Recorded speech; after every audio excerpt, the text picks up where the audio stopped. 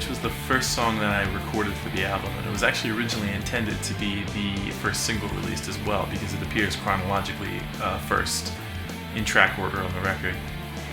For reasons that are probably best classed under It's a Long Story, the production on this track ended up being a little bit different from some of the others, and there were some things that I just wasn't quite as happy with as I was on some of the tracks that I did later.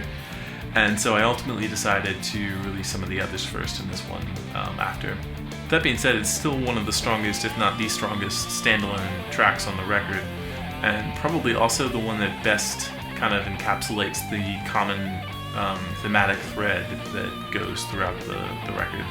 The reason that the track is called Burn the Witch is that the lyrically it plays a lot off of the idea of the mistrust of other groups of people that are perceived to not be like oneself, and the idea that different means dangerous. Like most of the songs on the record, it was written between the years 2016 and 2020, with most of the lyrics being written in the latter half of that time frame. And there was a lot of that kind of sentiment going on in the country at the time, and I think it definitely is reflected in how the song came out.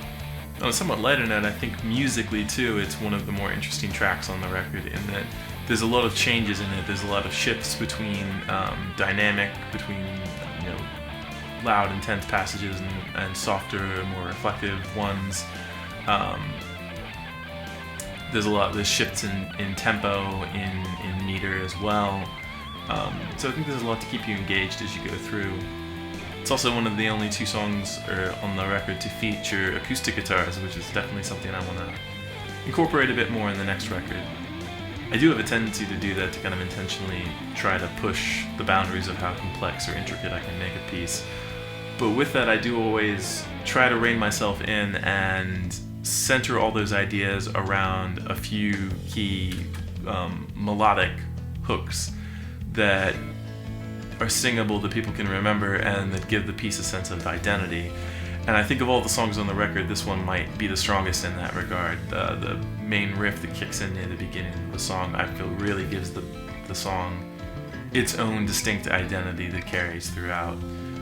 So I'm very pleased with the way that came out in the end.